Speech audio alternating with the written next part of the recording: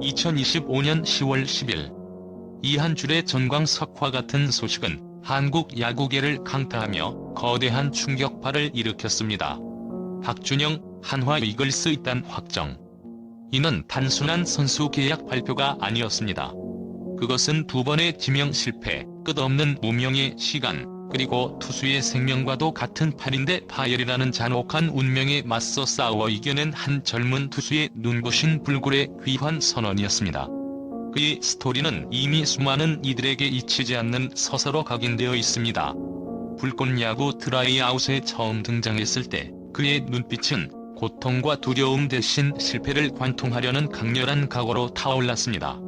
세 번째 도전을 앞두고 찾아온 팔꿈치 인대 80% 파열이라는 청천벽력 같은 진단 앞에서 대부분의 선수는 마운드를 영원히 떠났을 것입니다. 그러니까 괜찮습니다. 이 문장은 단순한 자기 위로가 아니었습니다. 넘어지는 건 익숙해요. 하지만 그는 단호했습니다. 그것은 자신의 야구 인생 전체를 걸고 펼친 결사항전의 선포였으며 모든 시청자와 KBO 스카우트들의 심장을 관통하는 결정적인 한방이었습니다. 지금부터 우리는 박준영의 기적을 탄생시킨 배경과 그를 프로의 문으로 이끈 불꽃야구라는 새로운 생태계의 작동 원리, 그리고 이 모든 여정이 한국 사회와 스포츠에 던지는 가장 강력한 메시지를 심층 분석할 것입니다. 넘어지는 게 익숙해요. 그러나 그는 다시 일어섰습니다. 2025년 10월 10일 한화 이글스의 유니폼을 입은 박준영의 이름은 더 이상 아마추어 리그의 잔상이 아니었습니다. 그의 입단은 좌절과 부상, 그리고 끝없는 무명의 시간을 이겨낸 한 청년의 눈부신 귀환이자 포기하지 않는 정신에 대한 가장 명확한 정의였습니다. 우리가 그를 처음 만난 불꽃야구 트라이아웃 현장에서 박준영은 기백, 화쇄된 구속으로 정의되는 역설적인 투수였습니다. 그의 공은 리그 정상급의 파이어볼러가 아니었으나 그의 눈빛에는 최고 구속보다 더 깊은 결단력의 궤적이 서려 있었습니다. 그는 두 번의 KBO 드래프트에서 냉정하게 미지명 통보를 받았고 세 번째 도전을 목전에 두고는 투수에게 사형 선고와 같은 8인대 80% 파열을 겪었습니다. 이 부상은 일반적인 기준에서 선수 생활의 종언을 의미했습니다. 하지만 그의 입에서 나온 넘어지는 건 익숙하니까요라는 말은 스포츠 역사에 길이 남을 명언이 되었습니다. 이는 그가 겪어온 수많은 실패와 고통이 단순한 장애물이 아니라 오히려 그를 단련시킨 강철 멘탈의 근간이었음을 시사합니다. 그는 재활을 통해 투구 폼을 미세하게 조정하며 공의 회전력과 제구력에 모든 것을 걸었습니다.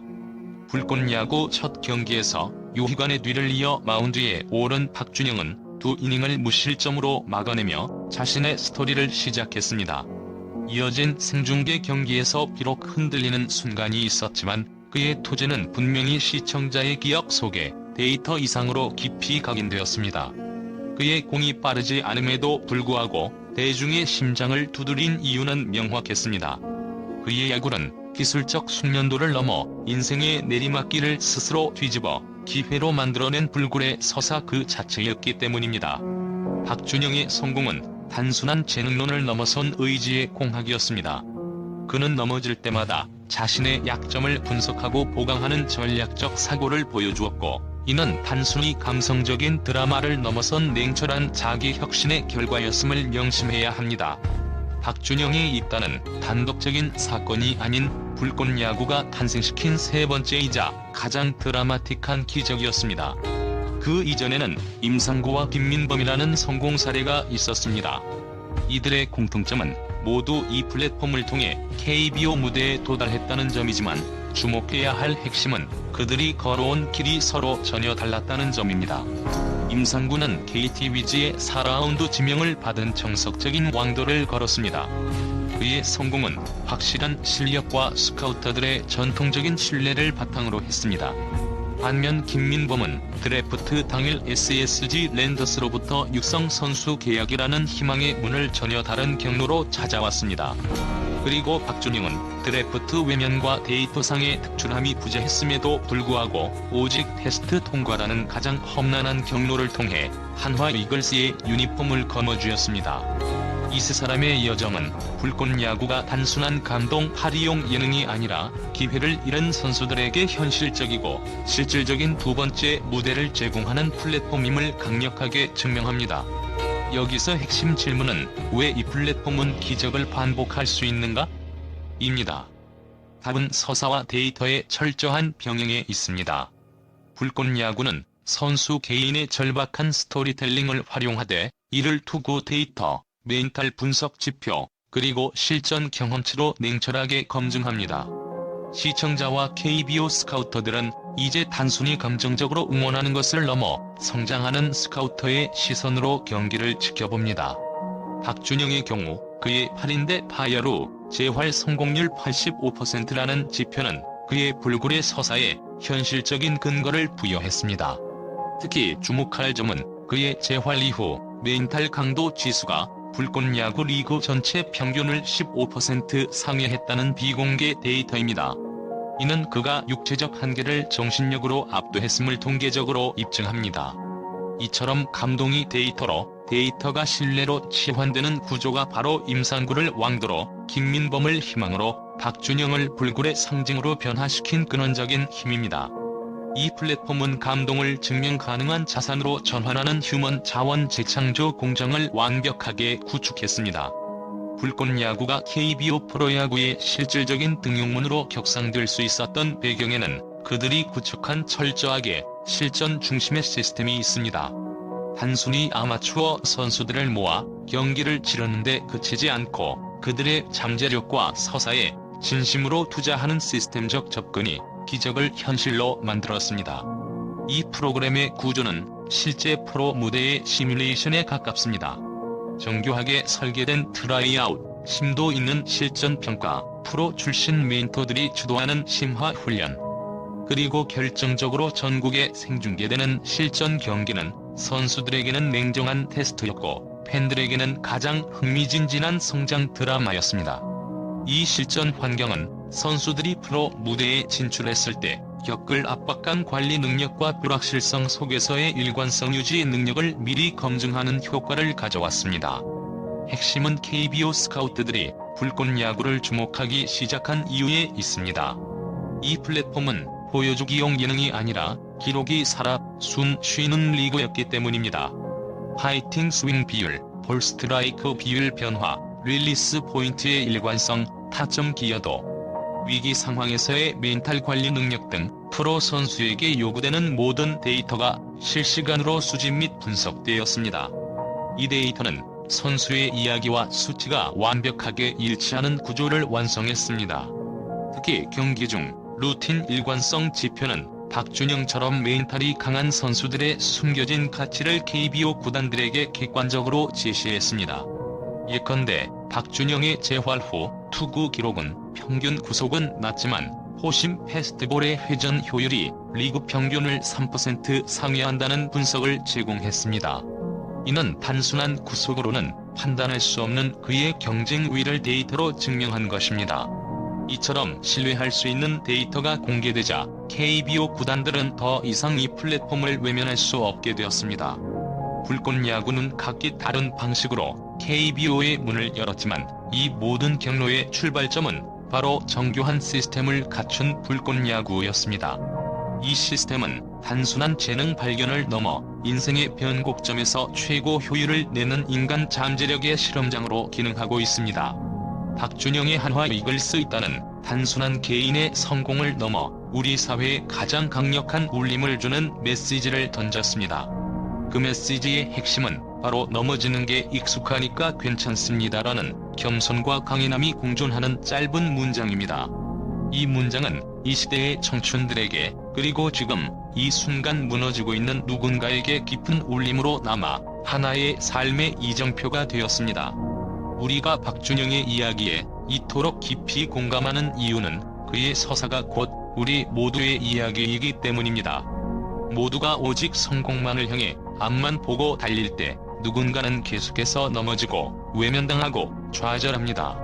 그럼에도 불구하고 포기하지 않고 다시 일어나는 그 모습, 그것이 박준영이 보여준 야구의 본질이었습니다. 그의 발언은 극심한 경쟁과 실패의 불확실성에 시달리는 현대 청춘들에게 공식적인 실패 인정과 재도전 권유가 됩니다.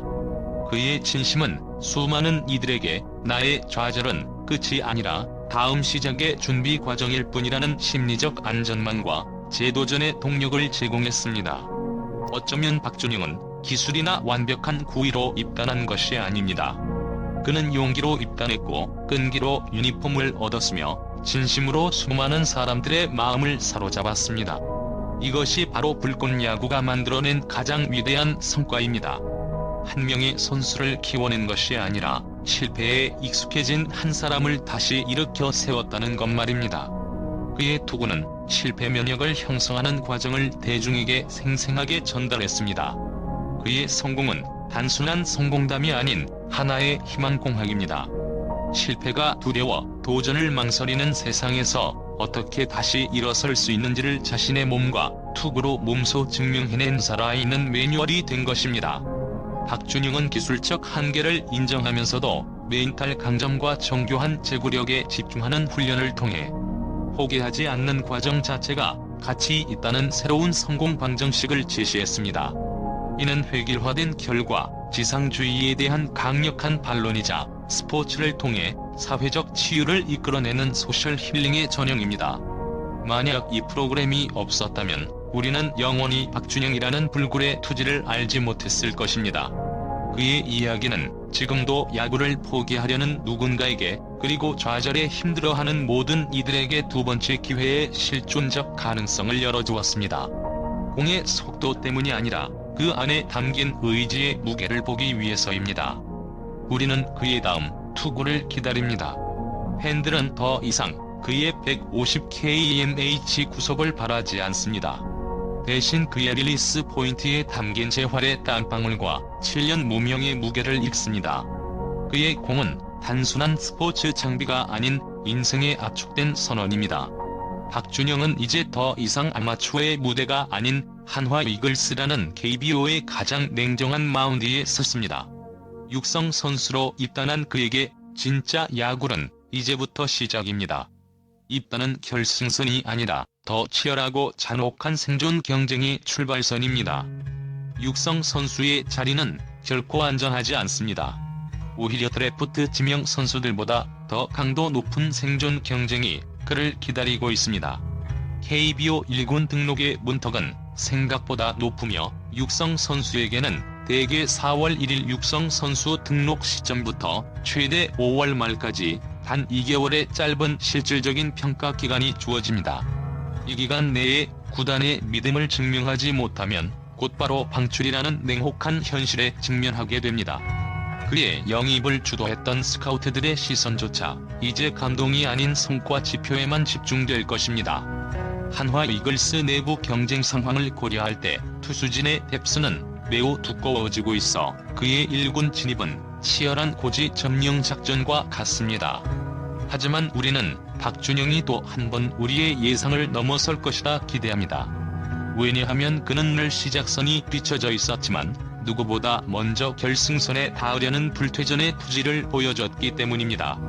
그는 남과 비교당하지 않기 위해 자기만의 길을 걸었고 무대의 크기와 카메라의 유무와 상관없이 언제나 자신의 공 하나에 모든 것을 걸었습니다. 그는 이미 아마추어 무대에서 극한의 압박 속에서 제구를 유지하는 능력을 불꽃야구 시스템을 통해 증명했습니다. KBO 퓨처스 리그에서 그의 공이 통하려면 단순한 구속으로는 부족합니다.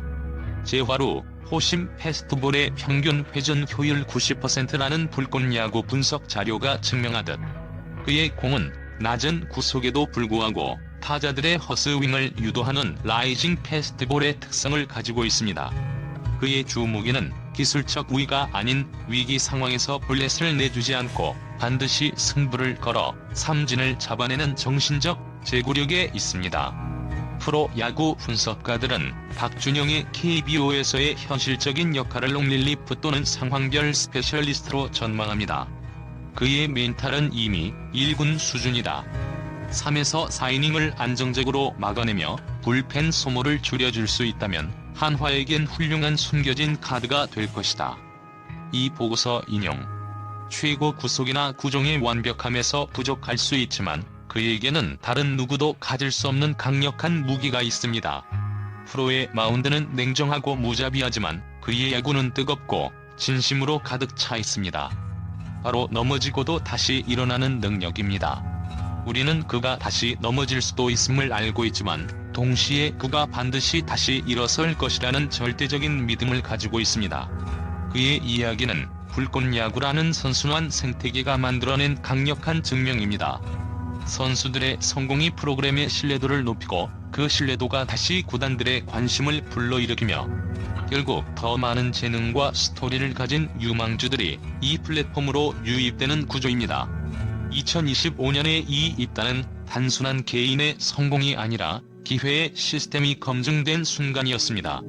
박준영은 한 명의 선수를 넘어 포기하지 않는 삶의 상징이 되었으며 이제 우리는 이 생태계 안에서 탄생할 또 다른 박준영들을 조용히 기다릴 것입니다. 그의 투지는 앞으로 KBO 리그에서 노력형 선수의 가치를 재조명하는 중요한 기준점이 될 것입니다. 박준영 드래프트 2번 탈락, 인대 80% 파열, 눈물의 재활, 그리고 육성 선수 입단. 그의 여정은 성공 스토리라기보다는 버티기의 미학이자 진심의 기술입니다. 그는 우리에게 기회는 기다리는 것이 아니라 넘어질 때마다 다시 일어섬으로써 만들어내는 것임을 몸소 보여주었습니다.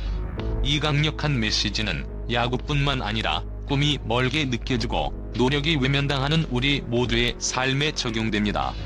불꽃야구는 그에게 마운드를, 그는 우리에게 희망이라는 이정표를 선사했습니다. 이제 우리가 해야 할 일은 단 하나입니다. 그의 토지를 기억하고 그가 보여준 불굴의 정신을 우리 삶 속에서 이어가는 것입니다. 박준영은 한 명의 선수를 넘어 시대의 상징이 되었으며 그의 다음 투구는 단순한 경기의 승패를 넘어 이 시대 모든 도전자의 가장 뜨거운 희망이 될 것입니다. 당신에게도 넘어진 채 일어나지 못하고 있는, 하지만 다시 불꽃처럼 타오르기를 기다리는 어떤 도전이 남아있지 않나요? 어쩌면 지금 당신의 삶에도 박준영과 같은 불꽃야구가 필요한 건 아닐까요? 이 질문을 던지며 그의 KBO에서의 새로운 투구를 함께 응원합시다.